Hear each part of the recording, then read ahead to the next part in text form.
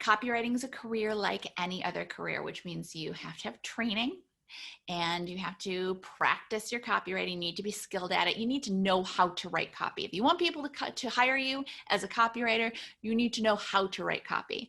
As we've said in previous episodes and in many other places before, it is a real career. You can't just decide one day that you're going to be a copywriter and then try to market yourself as a copywriter, because that is a very surefire way to fail miserably. However, learning the skills and then practicing the skills are kind of baseline fundamentals.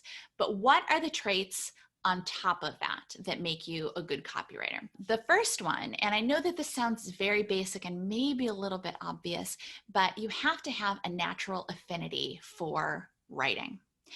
You have to like writing, because let me tell you, there's a lot of writing in a copywriting career. It's not all writing. There's a lot of editing as well, a lot of thinking and brainstorming, but fundamentally you have to enjoy working with words. You have that natural ability for writing. Now, you might not be using it in your current career, but you've always been good at it, and people identify that, and so they ask you to do it. And something to think about too is that I know that when you have a natural ability for something, it's easy to just assume that everybody else does too. And the fact of the matter is that no, actually I would say it's a relatively small group of us who do have a natural ability to write.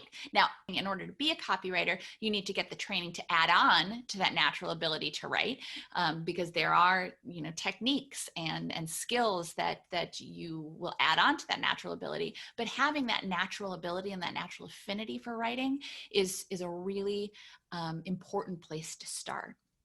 Yeah, absolutely. And I think leading naturally into kind of my next favorite trait is resilience, because you might love to write, you might then love some of what you're writing. And we always say you have to kill your little darlings, or whoever, I forget what famous author had that quote. I don't know if you know, but there's going to be times where you write something and you're like, this is awesome. And then you bring it to the client and they're like, can you change maybe this? And maybe let's go a completely different direction. Is there anything else you can show us? And you're like, oh my God. And so you have this moment, you let yourself have that for 5-10 seconds of like, oh, I just, burst this copy and now I have to redo it maybe. And so looking at that as an opportunity though, and realizing, someone in our students Facebook group said the other day that they got some feedback and they felt like it was pretty, it was a lot, but they realized that it was good and it was spot on, and it was going to help them create a draft 2 that was much more in line with what they were looking for, much more on target.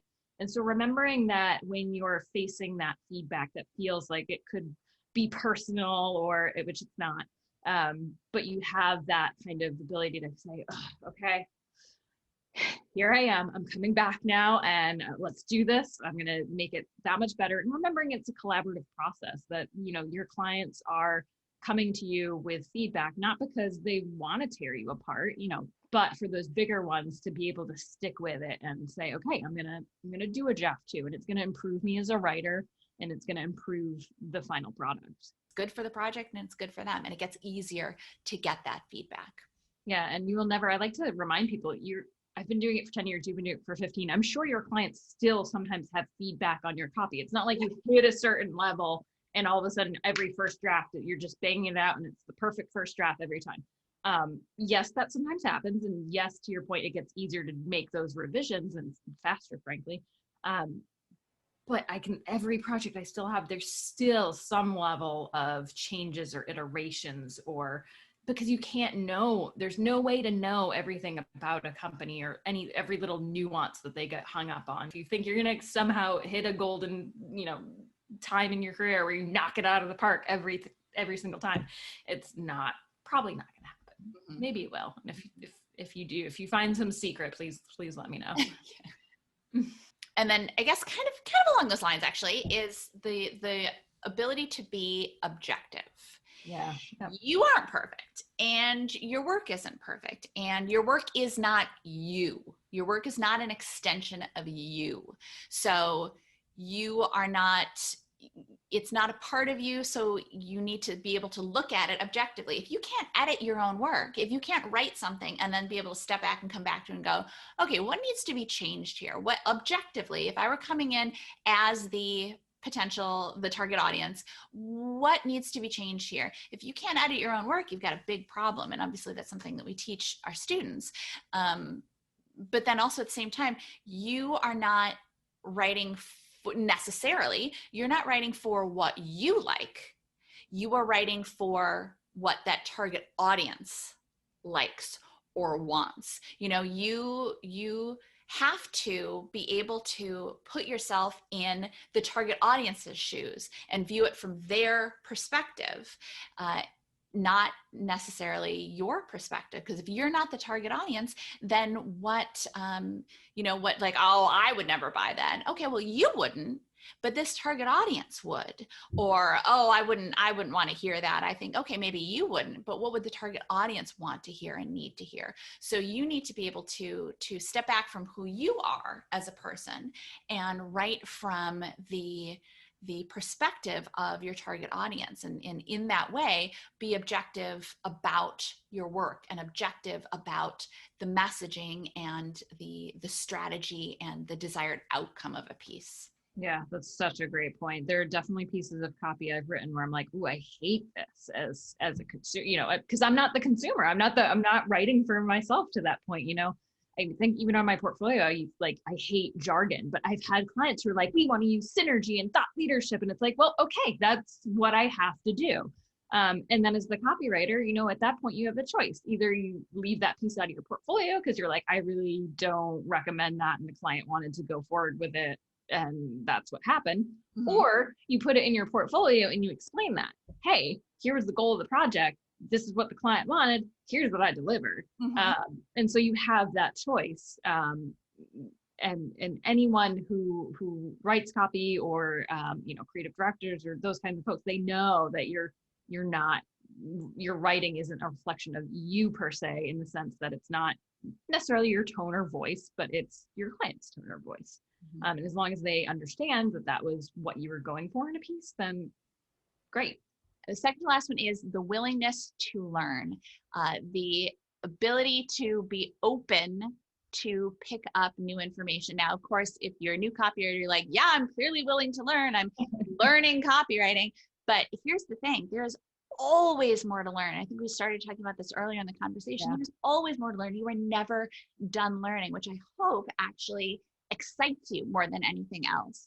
I mean, you can get very, very far learning the fundamentals and learning the more advanced techniques that we teach you, but marketing is always evolving, advertising is evolving, the world as a whole is evolving, and there's always more to learn. But on the same side of that, a willingness to learn also is open to being coached. One of the things that we talk about in our course is the coachability, that if you come into something, that you are actually open to learning, and you're not going to say, oh, I already know this. Well, I know it this way, or I know it. If you are looking to learn from someone, then actually learn from them. Take the time to be open to what they have to say, versus, I already know this. Well, if you already knew it, you would be doing it. So you don't already know it, or there's some element of it that you don't already know. There's so much to learn from so many different people, and not just in copywriting, but within the clients that you're learning from. There's so much to learn from them. Every copywriting project you do, every client you work with is going to teach you something new about the industry, about copywriting, and about yourself. And you will see so much more success throughout your career if you are open and willing to learn those lessons. Yeah, absolutely. So the last one is proactive. And I think it's an important thing, because I've worked with people who, I love when people come with questions, and I encourage it.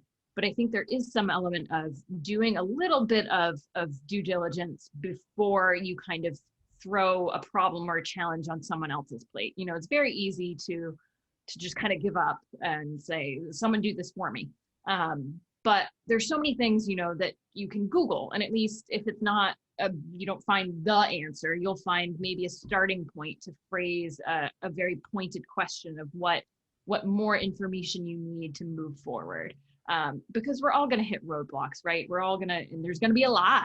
And some of those are actually not that big, that we can work through them ourselves. And in that process is helpful. You grow, you learn, you kind of have a self-sufficiency to figure some things out. And then that way for the bigger roadblocks, okay, I've dug and dug and dug and I can't get over this. Now here's what I've got. Here's what I've found. Here's what I've tried. What else can I do? Or what other suggestions are there? And you want to do that with your clients. You don't want to necessarily raise your hand every time something comes up, because your time is valuable. That you don't want people wasting your time. And by the same token, you don't want to waste your clients' time. You want to make sure that when you are reaching out to your clients, that you're doing it with a purpose, and that it's, you've done all that you can on your end. Mm-hmm. Absolutely. I think that's a great point. Thanks for watching. Make sure you don't miss any tips, tools, or tactics for copywriters by clicking subscribe right now. And of course, you can always find us over at filthyricwriter.com. We'll see you next time.